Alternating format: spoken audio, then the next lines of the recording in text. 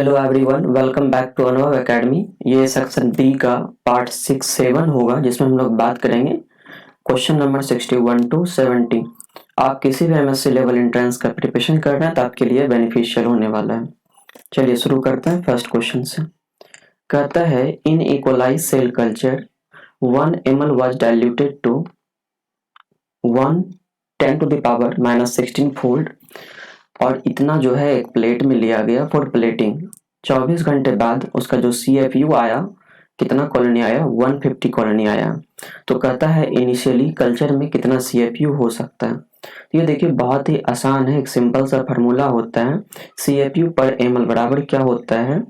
Number of colonies या फिर number of population कहें, नंबर ऑफ, ये P यहाँ O होता है, ये सॉरी, नंबर ऑफ कॉलोनी जितना आया है आपका और गुने डाइल्यूशन फैक्टर बटे वॉल्यूम ऑफ कल्चर। तो मेरा कितना आया था? 150 आया था। डाइल्यूशन कितना है? 10⁻⁻6 है। और यहाँ पर देखिए एक केवल हल्का सा आपको सॉल्यूशन करना है कि ये जो म्यू ml में दिया हुआ है इसको आपको मिलीलीटर में कन्वर्ट करना है। तो सिंपली क्या होता है, 1 माइक्रोलीटर बराबर 0.001 ml होता है। तो 2 के लिए इतना हो जाएगा।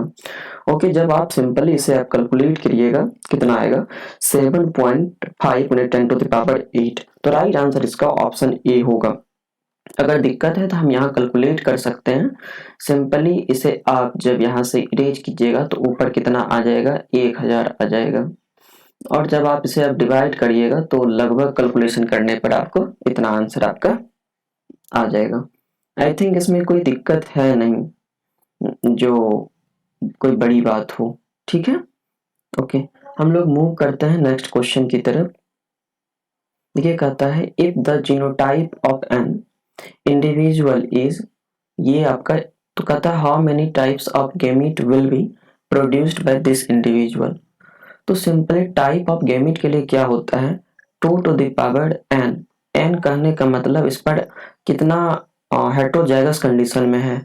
तो एक ये B और ये दूसरा C, बाकी सारे होमोजाइगस कंडीशन में। तो 2⁻2 करिएगा तो आपका कितना आ जाएगा?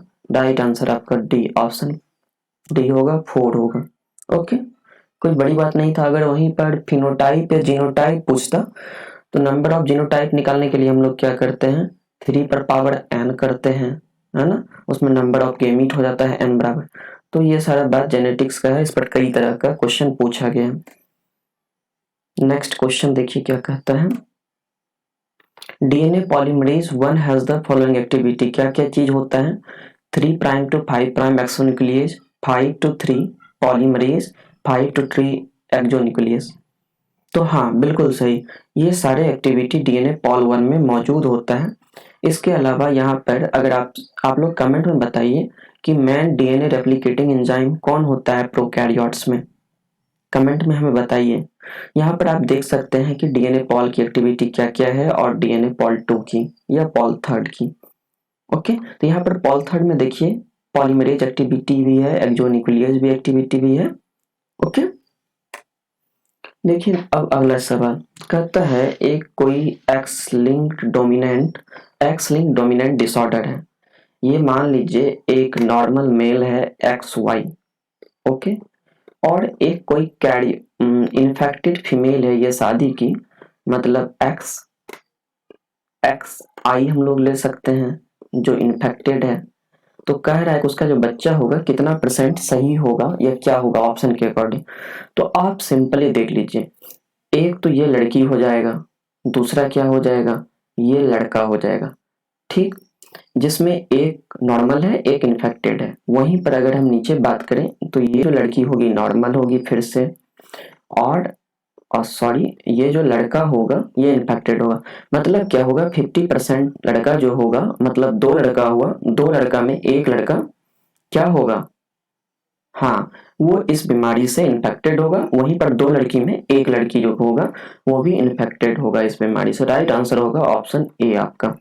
यहाँ हमने नहीं लिखा, समय ज्यादा लग जाएगा, आप लोग समझ गए होंगे। एक्स हो जाएगा, ये एक्स, ये नॉर्मल एक वो, समझ गए होंगे। नहीं तो हम फिर से इसे समझा सकते हैं, कमेंट में आप लोग बताइए हमें। चलिए एक काम करते हैं, हम इसको थोड़ा अच्छे से ही देख लेते हैं। ओके, 1 मिनट, कोई बात नहीं।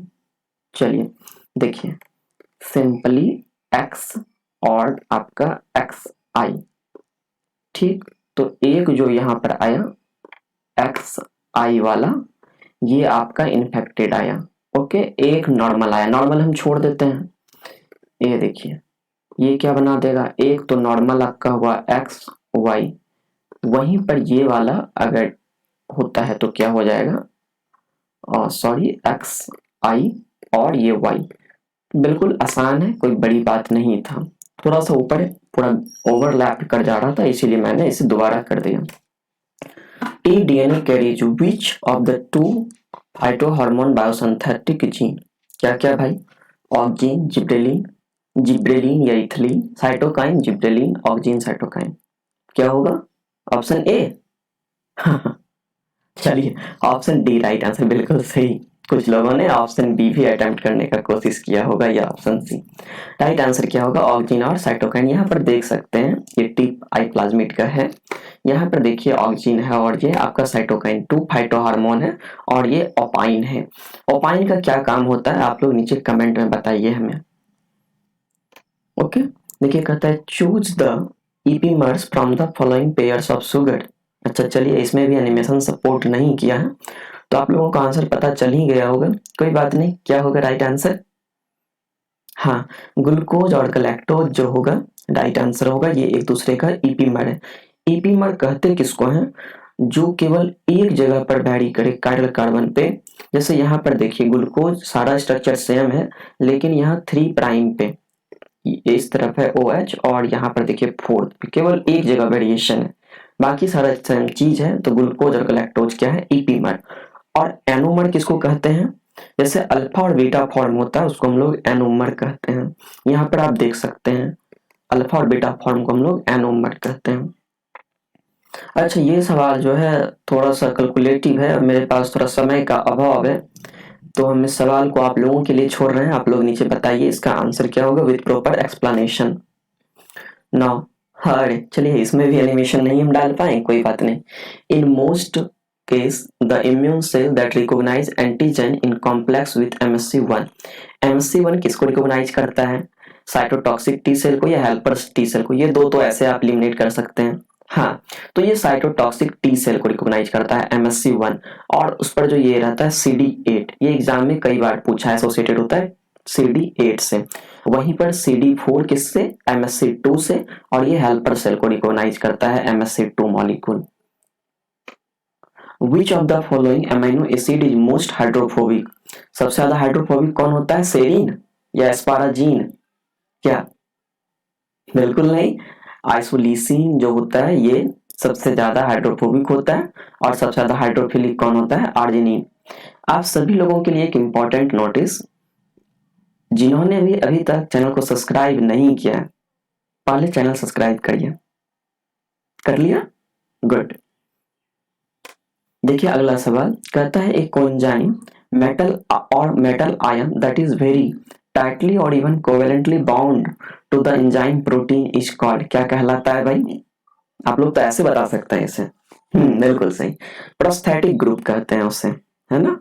और दोनों को मिला के हम लोग क्या कहते हैं, होलो एंजाइम कहते हैं, एक्टिव एंजाइम होता है आपका, है ना। Thank you for listening.